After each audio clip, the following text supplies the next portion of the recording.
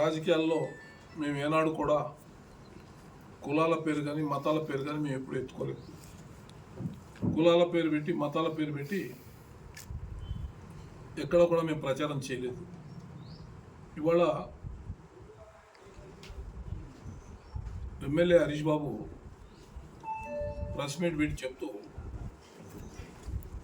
తను చేసిన తప్పును కప్పిపుచ్చుకోవడానికి ముఖంలో భయం స్పష్టంగా కనిపిస్తూ ఉంది. రకరకాల అబద్ధాలు మాట్లాడుతూ చెలువలు పలువలుగా తన ప్రెస్ మీట్ కార్యక్రమాన్ని కొనసాగించడం జరిగింది. నేను ఇక్కడ ఒక మాట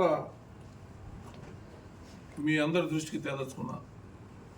కులాల ప్రస్తావన మతాల ప్రస్తావన తీసుకొచ్చింది వాళ్ళు తీసుకొచ్చారు, మేము తీసుకురాలేదు.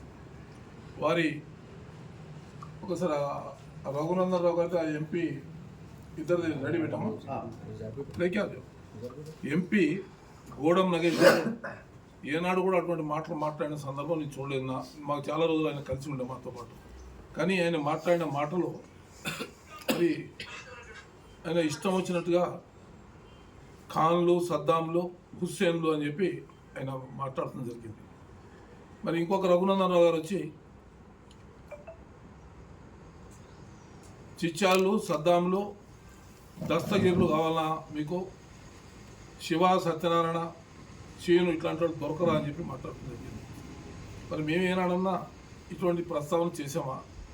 మేమేనాడు ఇటువంటి ప్రస్తావన చేయలేదు. మా రాజకీయంలో మేము సెక్యులర్గా అందరినీ కలుపుకొని పోయినాం. ఇక్కడ 3 సార్లు నా హయాంలో ముస్లిం అభ్యర్థుల్ని నేను చైర్మన్ చేశాను. అదేవిధంగా మేము 1981లోనే ఆనాడు బుచ్చిలింగం గారు ఏమంటే తిరిగి ఆయన చైర్మన్ అభ్యర్థిగా తెలుగుదేశంలో ఉంటే 1983 అప్పుడు ఆ సంవత్సరం నా బరాబర్ గుర్తులేదు. మేము ఆ రోజు వారికి కూడా సపోర్ట్ చేసి వారేమాట కూడా తిరిగాం ప్రచారంలో. దాని తర్వాత జూపాగల్ నర్సయ్య గారిని చైర్మన్ చేసినప్పుడు ఆ సందర్భంలో అక్కడ జరిగిన సంఘటనల వల్ల మేము కేసులు పాల్పడాం. జూపాగల్ నర్సయ్య గారిని కూడా మేము చైర్మన్ చేసాము. దాని తర్వాత సాయిలీల గారిని కూడా మేము చైర్మన్ చేసే దాంట్లో ప్రముఖ పాత్ర పోషించాం. మరి ఇవాళ ముగ్గురిని హిందువులు కూడా మేము చేసాం. ఆ ప్రస్తావన మాత్రం చేయట్లేదు వీళ్ళు. కానీ ఇవాళ ఖాన్లు, సద్దాంలు అని చెప్పి ప్రచారం చేస్తూ ఉన్నారు. నేను ఒక మాట మీ అందరినీ కోరుతా ఉన్నా. మేము హిందూ మహిళ అని కానీ ముస్లిం మహిళ అని కానీ క్యాండిడేట్ డిక్లేర్ చేయలేదు. మేము డిక్లేర్ చేసింది విద్యావతి గత 5 సంవత్సరాలు ఆమె పరిపాలన చేసినప్పుడు ఎటువంటి మచ్చ రిమార్క్ లేకుండా చక్కటి పరిపాలన కొనసాగించింది. కాబట్టి ఆమెను మళ్ళీ ఒక అవకాశం ఇవ్వాలనే ఉద్దేశంతో అందరం కూర్చుని కార్యకర్తలు ఆమెను మున్సిపల్ చైర్మన్గా డిక్లేర్ చేశాం, అభ్యర్థిగా డిక్లేర్ చేశాం. ఇది వాస్తవం. ఇవాళ మీరు ప్రస్తావన చేశారు. ఇవాళ హరీష్ బాబు అంటా ఉన్నాడు నేను కులాలు చూడలేదు, మతాలు చూడలేదు అని చెప్పి మాట్లాడుతూ ఉన్నారు. మరి కులాలు మతాలు చూడకపోతే మరి దస్తగిరికి కాళ్ళు ఇంత లావు ఉన్నాయి, స్కూటీ మీద నుంచి కదలేని పరిస్థితి ఉన్నాడు. ఆయన గుణగణాలన్నీ కూడా లెక్కబెట్టింది హరీష్ బాబు లెక్కబెట్టాడు. మేము ఎప్పుడు కూడా దస్తగిరి గురించి మాట్లాడలేదు. మేము ఆయనే చెప్పాడు ఈ ఊరు నాశనం అవుతుంది ఇటువంటి వాళ్ళకి ఓట్లు అయితే అని చెప్పి ఆయన నోటితో స్వయంగా చెప్పారు. ఆ రఘునందన్ గారు చెప్పారు. ఇకపోతే 11 సీట్లు మాకు వచ్చినాయి అని చెప్పి చెప్తా ఉన్నాడు.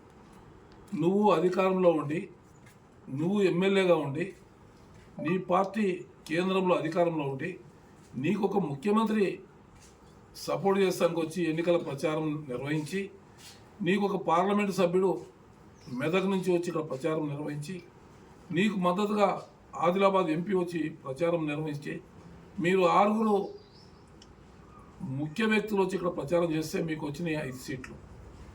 6 విఐపీలు ప్రచారం చేస్తే మీకు వచ్చినాయి 5 సీట్లు. మీ పోయిన డిపాజిట్లు 7 సీట్లలో మీ డిపాజిట్లు పోయినాయి. మరి ఇంకా హెలికాప్టర్లో రావడం జరిగింది. హెలికాప్టర్లో వచ్చిన సీఎం ఫడ్నవీస్ తెచ్చిన డబ్బు ప్రజలకు విచ్చలవిడిగా పంచి, మీరు ఒకసారి విలేకరులు కూడా గమనించాలి. హెలికాప్టర్ దిగినప్పుడు విఐపి కార్లు, సెక్యూరిటీ కార్లు వెళ్ళిపోయిన తర్వాత ఒక హెలికాప్టర్లోంచి 2 మూటలు దించి ఒక కారులో చిన్న కారులో తీసుకెళ్ళి ఎమ్మెల్యే ఇంటికాడ దించినది ప్రజలంతా కూడా చూశారు. దాంట్లో ఏం తీసుకెళ్లారు, మీరు ఏ మూటలు తీసుకెళ్లారు ప్రజలకు తెలుసు. అయితే మాకు 11 సీట్లు వచ్చినాయని చెప్తా ఉన్నారు. మీకు ఆ మాట చెప్తానికి కనీసం ఇంగిత సిగ్గని కానీ జ్ఞానమని కానీ కూడా నీకు అనిపిస్తలేదు. నువ్వే అంటున్నావు నాకేం అధికారం ఉంది, ఆయన ఏం చేస్తాడని చెప్పి మీరు ఓట్లు వేస్తానని. మా మీద ప్రజలకు నమ్మకం ఉంది, మా పార్టీ మీద నమ్మకం ఉంది, మా కేసీఆర్ మీద కేటీఆర్ మీద నమ్మకం ఉంది కాబట్టి 11 సీట్లు ఇచ్చారు మాకు. 5 సీట్లు మేము 20-30 ఓట్ల లోపలనే 5 సీట్లు మేము ఓడిపోవడం జరిగింది. ఇవాళ మీకు 7 చోట్ల డిపాజిట్ రాదు. అధికార పార్టీ విర్రవీగుతున్న కాంగ్రెస్ పార్టీకి 7 చోట్ల డిపాజిట్ రాలేదు. మీ ప్రవర్తన కాగజ్నగర్ ప్రజలందరూ కూడా చూశారు. ఇకపోతే నేను దౌర్జన్యాలు చేశా, కబ్జాలు చేశా అని చెప్పి ఆ కబ్జాలను అడ్డుకున్నా, నేను చైనా గోడలాగా నిలబడ్డానని చెప్పి చెప్తా ఉన్నావు. మరి నువ్వు 2 సంవత్సరాలైంది అధికారంలోకి వచ్చి, మరి ఏ కబ్జాలు నువ్వు స్వాధీనం చేసుకున్నావు, ఏ దౌర్జన్యాలు చేసి ప్రజలకు వివరించావు, ఎక్కడ మేము చేసిన 10 సంవత్సరాల పరిపాలనలో చేసిన అవినీతి నువ్వు బయటపెట్టావు చెప్పాలా. ఈ దౌర్జన్యాలు కబ్జాలు చేసిన దాంట్లో మరి నేను ఒకవేళ చేసి ఉంటే మున్సిపాలిటీలో మరి నువ్వు పేర్కొన్న వ్యక్తులు నువ్వు ఇవాళ ఎవరైతే చైర్మన్ చేసావో ఆ వ్యక్తులే ఉన్నారు కదా ఆ రోజున మున్సిపల్లో. మరి ఇవాళ వాళ్ళనే నువ్వు మరి ఎందుకు చేసావు? నా కబ్జాలకు సహకరించి వాళ్ళని నువ్వెట్లా చేసినావు? మరి ఇవాళ అది కూడా కాకుండా